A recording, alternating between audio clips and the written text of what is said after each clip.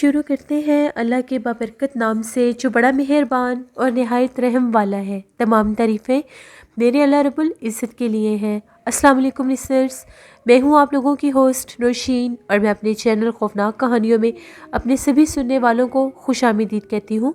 मैं उम्मीद करती हूँ आप सब लोग खैरियत से होंगे, जहाँ होंगे खुश होंगे। आज आप लोगों के लिए मैं बहुत इंटरेस्टिंग हॉरर स्टोरीज़ लेकर आई हूँ जिन्हें आप लोग बहुत पसंद करेंगे। सिलसिला शुरू करते हैं आज की खौफनाक कहानियों का। बढ़ते हैं आज की पहली खौफनाक कहानी की तरफ। ये खौफनाक कहानी आरोही शेयर करी है जर्मनी से। आरोही कहती है, आज आपके साथ मेरी एक फ्रेंड है आना, उसकी सिस्टर की ज़िंदगी में पेश आने वाली एक हॉरर स्टोरी शेयर करना चाहती हूँ। आना बताती है कि तब की बात है जब वो 7th क्लास में पढ़ती थी और उसकी छोटी बहन लेक्सी 2 क्लास में पढ़ती थी। वो कहती है कि हम दोनों का एडमिशन जो था वो एक नए स्कूल में हुआ। वो जो स्कूल था वो शहर से हट के था, यानी शहर से बाहर की जो जगह होती है वहाँ पर वो स्कूल था। उस स्कूल के साथ ही एक बहुत बड़ा ग्रेवयार्ड था। अब उस स्कूल और उस कब्रिस्तान के दरमियान में एक दीवार थी जो उन दोनों को सेपरेट करती थी। वो कहती है वो जो स्कूल था काफ़ी बड़ा था। उस स्कूल की 3 बिल्डिंग्स थी। जो उस स्कूल का ग्राउंड फ्लोर था वो प्राइमरी तक था और जो सेकंड फ्लोर था वो आगे नेक्स्ट मिडल तक वहाँ पर क्लासेस होती थी। अब आना की जो बहन लेक्सी थी वो मेन फ्लोर पर ही होती थी, उसकी क्लास वहीं होती थी। तो आना कहती है एक दिन ऐसा हुआ, मैं अपनी फ्रेंड के साथ वॉशरूम जा रही थी। उस स्कूल का जो वॉशरूम एरिया था वो नीचे वाले पोर्शन पर ही होता था। वो कहती है जैसे ही मैं अपनी फ्रेंड के साथ वॉशरूम जाने लगी तो मैं क्या देखती हूँ, मेरी बहन लेक्सी जो है वो एक हॉल था, उसकी एक गैलरी थी। वहाँ पर वो एक दीवार की तरफ कोने में खड़ी है और दीवार की तरफ फेस करके किसी चीज़ को घूर रही है। उसको पता चल गया कि ये तो मेरी बहन है, क्योंकि उसने देखते साथ ही उसको पहचान लिया। उसने मेरी फ्रेंड से ये कहा कि तुम वॉशरूम में जाओ, मैं अभी आती हूँ। वो वॉशरूम में गई तो आना अपनी बहन लेक्सी के पास गई। जब उसने उसको देखा, उसको बुलाया और कहा कि यहाँ पर तुम क्या कर रही हो, अपनी क्लास में क्यों नहीं हो और यहाँ पर दीवार की तरफ किसको घूरे जा रही हो। तो लेक्सी कुछ भी नहीं बोली, बल्कि स्माइल पास करके हंस के अपनी क्लास में चली गई। आना को बड़ा अजीब लगा। उस वक्त तो उसने कोई रिएक्ट नहीं किया। छुट्टी के बाद जब वो लोग घर आई तो आना ने लेक्सी से पूछा कि तुम वहाँ पर क्या कर रही थी, तुम स्कूल की दीवार की तरफ फेस करके क्यों खड़ी थी। तो लेक्सी का ये कहना था कि मुझे वहाँ पर स्कूल में बहुत से लोग नज़र आते हैं, बहुत से और स्टूडेंट्स भी नज़र आते हैं। वहाँ पर एक बच्चा है जो मेरा एज फेलो है, उसका नेम जॉर्ज है और वो मुझे नज़र आता है। वो मेरा दोस्त है, वो मेरे साथ खेलता भी है, वो मुझे बहुत अच्छा लगता है, लेकिन वो किसी और को नज़र नहीं आता। आना को लगा कि ये बस इमेजिनेशन कर रही है और इसमें ऐसी कोई बात नहीं है। एक दिन ऐसा हुआ, वो दोनों सिस्टर्स जो थी छुट्टी के बाद अपनी मदर के आने का इंतज़ार कर रही थी। उनकी मदर किसी वजह से लेट हो गई और फ़ौरन वहाँ पर नहीं पहुँच सकी। देर हो गई। वो दोनों अपनी मदर का इंतज़ार कर रही थी और स्कूल के प्लेग्राउंड में बैठी हुई थी। उन लोगों के स्कूल का प्लेग्राउंड बहुत ही ज़्यादा बड़ा था और वहाँ पर बहुत किस्म के झूले भी लगे हुए थे। उसकी छोटी बहन लेक्सी जो थी वो एक झूले पर जाकर झूला झूलने लग गई। थोड़ी ही देर के बाद लेक्सी ने आना से ये कहा कि मुझे बहुत सख्त प्यास लगी है और मेरी वाटर बॉटल में पानी नहीं है, मुझे पानी ला कर दो। जिस पर आना ने ये कहा ठीक है, तुम इधर ही रुको, मैं अभी पानी लेकर आती हूँ। आना कहती है जैसे ही मैं पानी लेकर वापस आई तो वो क्या देखती है कि उसकी बहन लेक्सी जो थी वो झूले पर नहीं थी और झूला खुद ब खुद इस तरह से झूल रहा था कि जैसे उसके ऊपर कोई झूला ले रहा है। आना कहती है मैं थोड़ी सी डर गई कि ये कैसे पॉसिबल है। लेक्सी तो अभी इधर ही थी, अभी वो लेक्सी को ढूंढ ही रही थी कि तो उसको एकदम से लेक्सी के हंसने की आवाज़ आने लगी। वो कहती है जैसे ही मैंने उस आवाज़ के तक़्क़ुब में अपना चेहरा किया, पीछे पलट कर देखा तो लेक्सी जो थी वो एक दरख्त के नीचे खड़ी किसी से बातें कर करके हंस रही थी। मुझे बहुत अजीब लगा। मैं लेक्सी के पास गई और उसको जाकर ये कहने लगी कि तुम यहाँ पर क्या कर रही हो और किसके साथ बातें करके हंस रही हो। जिस पर लेक्सी ये कहने लगी मैंने तुम्हें बताया था ना, मेरा दोस्त जॉर्ज है, देखो ये सामने दरख्त पर जॉर्ज बैठा है और मैं उससे ही बातें करके हंस रही हूँ, ये मुझे बहुत अच्छा लगता है। आना को बड़ा अजीब लगा। आना ने कहा चलो यहाँ से आओ, कुछ भी नहीं है यहाँ पर। आना बहुत ज़्यादा डर गई और वो लेक्सी को लेकर घर आ गई। उसके बाद वो कहती है कि उनके पेरेंट्स जो थे वो बहुत बिजी रहते थे, लेकिन आना जो थी वो लेक्सी की हरकतें नोटिस करने लग गई। वो कहती थी वो हर वक्त एक कमरे में ही रहती थी, जिस कमरे में हम लोग सोते थे वो उसी रूम में रहती थी। खाना भी बहुत कम खाती थी और वक्त हर वक्त अंधेरे में रहती थी। उसकी हरकतें बहुत अजीबोगरीब हो गई थी। एक दफ़ा ऐसा हुआ, मैं लेक्सी की क्लासरूम में गई और मैंने उसकी मैम से जाकर ये पूछा कि लेक्सी कहाँ है। तो उसकी मैम का ये कहना था कि वो अभी थोड़ी देर पहले वॉशरूम में गई है। अना कहती है, मैं जाकर वॉशरूम में जब लेक्सी को ढूंढने लगी तो मैंने काफ़ी ज़्यादा देखा। 15 मिनट्स गुजर गए लेकिन लेक्सी का कहीं पता नहीं था, वो वॉशरूम में भी नहीं थी। मैंने आकर उसकी मैम को बताया कि लेक्सी तो वॉशरूम में है ही नहीं। मैम ने फ़ौरन से वॉचमैन को बुलाया। वॉचमैन जब आया तो उसने भी लेक्सी को पूरे स्कूल में ढूंढा लेकिन लेक्सी कहीं भी नहीं मिल रही थी। यहाँ तक कि वो जो वॉचमैन था लेक्सी को ढूंढता ढूंढता स्कूल के गेट से बाहर निकल गया। स्कूल के गेट के साथ ही बिल्कुल ग्रेवयार्ड था और वो नज़र भी आता था। जैसे ही उसने झांक कर ग्रेवयार्ड में देखा तो लेक्सी एक कब्र के पास बेहोश पड़ी थी। वॉचमैन जल्दी से अंदर गया और लेक्सी को उठाकर स्कूल के जो सिक रूम था वहाँ पर ले आया। सिक रूम में जब लेक्सी आई उसके चेहरे के ऊपर पानी के छींटे मारे गए तो वो जाग गई।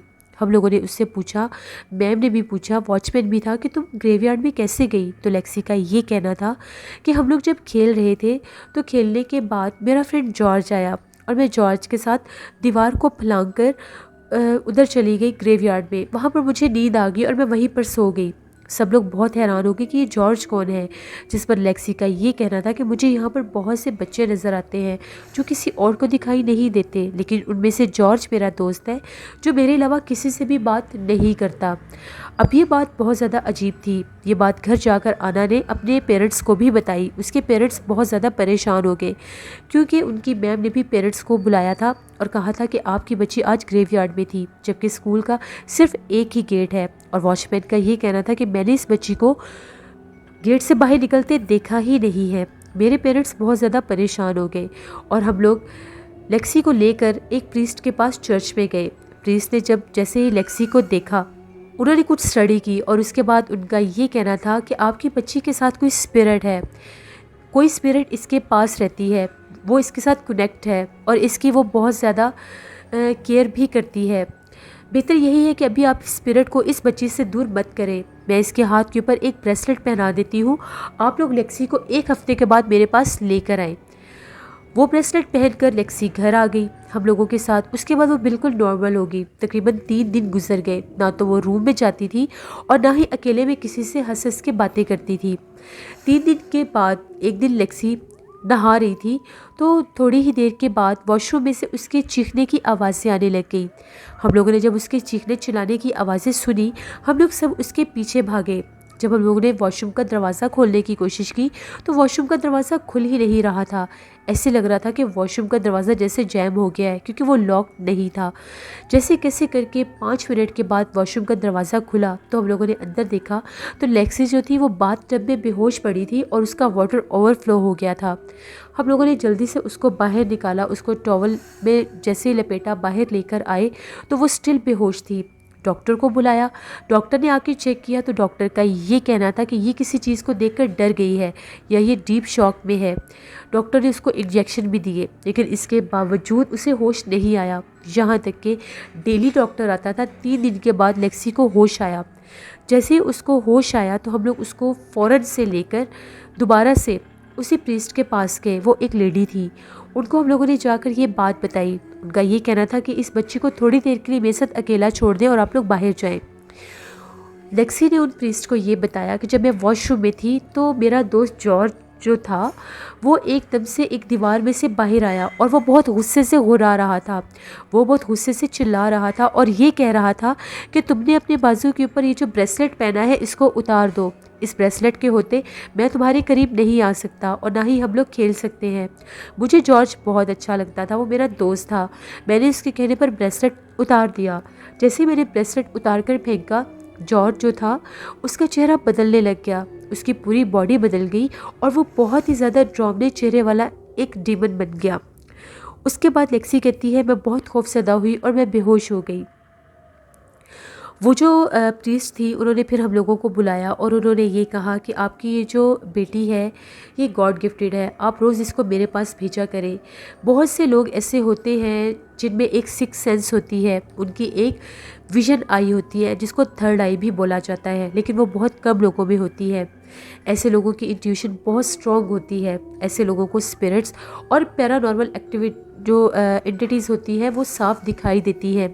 मैं इसको बहुत अच्छी तरह से टीच करूँगी किस तरह से तुमने इन पैरानॉर्मल जो एंटिटीज़ हैं इनसे किस तरह से तुमने डील करना है, क्योंकि ये हमेशा से इन चीज़ों को देख सकती है और ये देख सकेगी जहाँ कहीं भी कोई स्पिरिट होगी, जहाँ कहीं भी कोई पैरानॉर्मल एंटिटी होगी, ये उसको देख सकेगी और उससे बाकायदा कनेक्ट भी हो सकती है।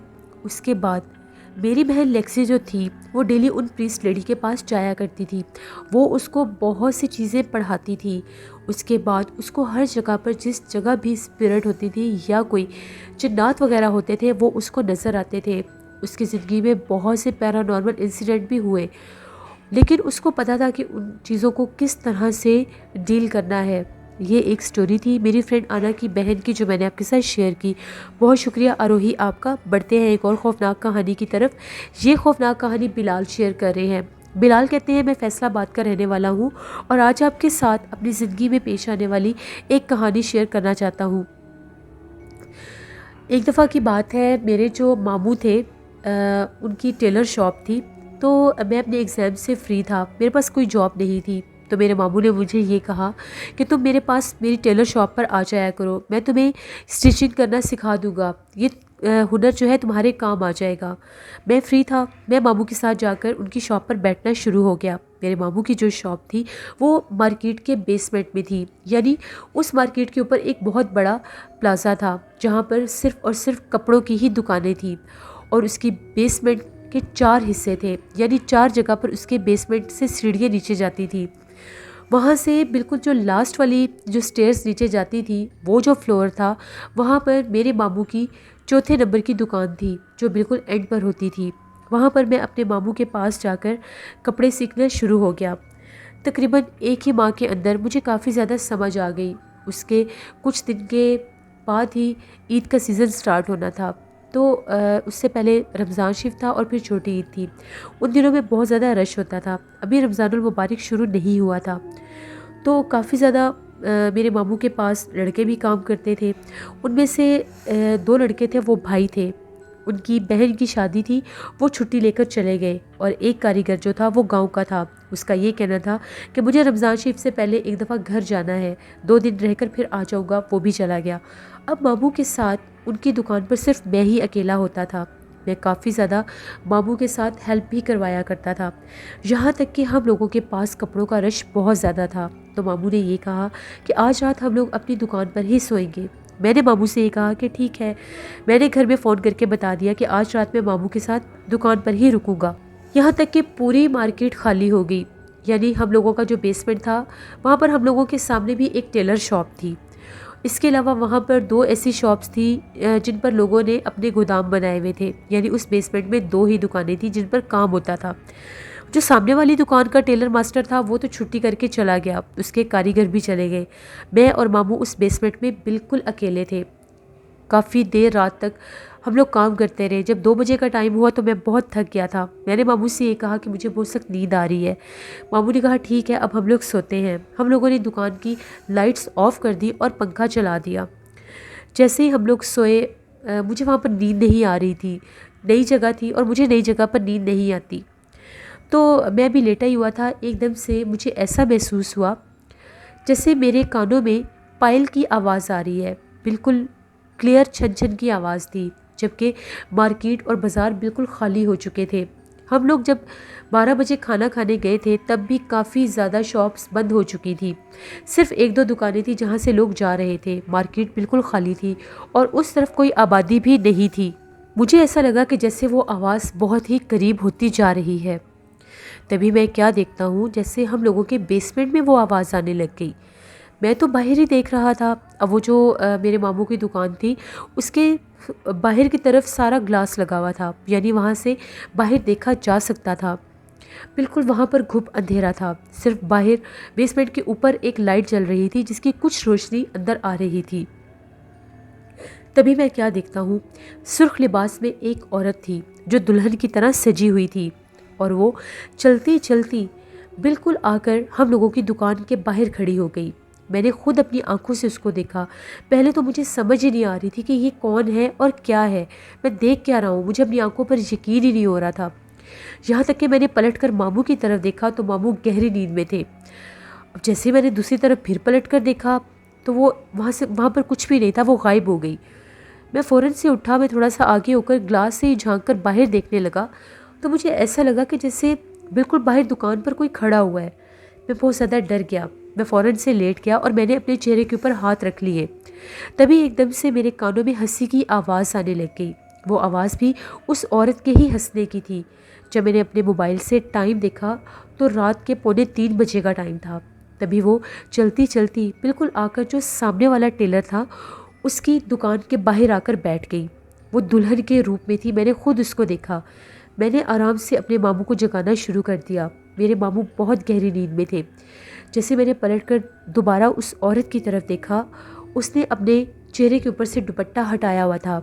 उसका चेहरा बहुत खूबसूरत था, लेकिन देखते ही देखते उसका चेहरा बिगड़ने लग गया। उसका चेहरा हद से ज़्यादा भयानक हो गया। उसके लंबे लंबे दांत थे और उसकी आंखों में से जैसे रोशनी निकल रही थी। वो बहुत ज़्यादा खौफनाक थी। जैसे मैंने उसे देखा मैं चीखने लग गया। जब मैंने चीखना शुरू किया मेरे मामू भी हड़बड़ाकर जाग उठे। जहाँ पर मामू सोए हुए थे उनके पास ही स्विच बोर्ड था। मामू ने फ़ौरन से लाइट ऑन की तो वो इस तरह से भागती हुई उस बेसमेंट से बाहर गई जैसे कोई जानवर भागता है। उसके भागने की आवाज़ भी हमें सुनाई दी। मैंने ऊंचा ऊंचा शोर मचाया, मैं बहुत ज़्यादा चीख रहा था। मामू ने कहा कि मुझे बताओ हुआ क्या है। मुझे थोड़ा सा जब मैं स्टेबल हुआ, कुछ बोलने के काबिल हुआ, तो मैंने अपने मामू को ये बात बताई कि जब आप सो गए थे तो मुझे छन छन की आवाज़ आ रही थी। तभी ऐसा लगा कि कोई चलता हुआ जैसे बेसमेंट में नीचे उतर रहा है। फिर मैंने यहाँ पर एक औरत को देखा जो दुल्हन के लिबास में थी। वो पहले हम लोगों की शॉप के बाहर खड़ी थी और अंदर झांक कर देख रही थी, और फिर वो सामने वाले टेलर की शॉप के बिल्कुल बाहर बैठ गई।